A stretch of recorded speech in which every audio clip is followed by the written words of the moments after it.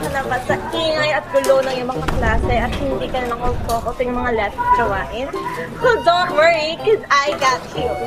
Try this noise-canceling headphones at malay mo, malay ko, malay niya, malay siya.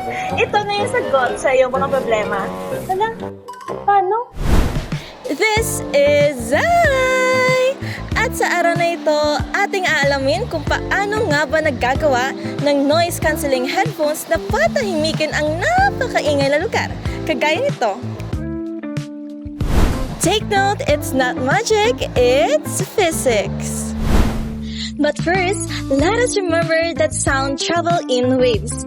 Kaya kapag may narinig tayong ingay sa paligid, just like people talking, cars, dog barking, and even your noisy classmate, these sounds travel as a sound waves.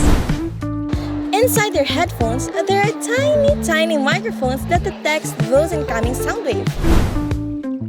Kaya kapag nagkasalubong ang dalawang magkaibang waves na ito, nangyayari ang tinatawag nating destructive interference. Pero, paano nga ba nangyayari ito? Imagine this. Kapag ang crest or tuktok ng isang wave ay tumapat sa ilalim ng isa pang wave at dahil nga magkaiba sila, they can cancel each other out. Kaya ang resulta, mas kaunti ang ingay na ating naririnig at mas tahimik ang paligid. Amazing, right? Amazing, right?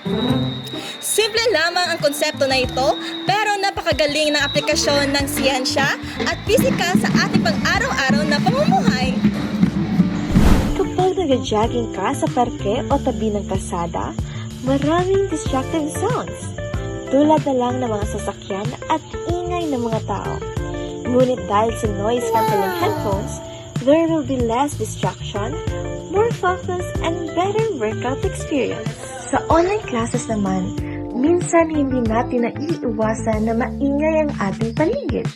May mga taong nag-uusap, maingay na electric fan, aso ng kapitbahay, at minsan may nagkakaraoke pa sa labas. Pero dahil sa noise-canceling headphones, mas naging malinaw ang ating naririnig na tunog mula sa ating guro at mas naintindihan natin ang ating mga lessons.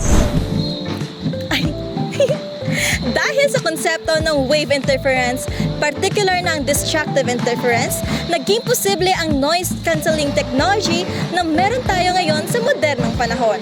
Kaya sa susunod na magsusuot ka ng noise-canceling headphones, iyong tandaan na hindi lamang ito isang headphone o gadget.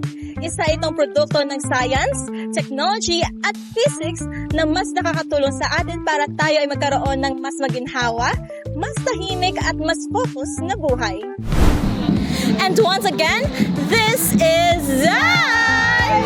And always remember to stay curious because science is everywhere. Ayun lang, halang!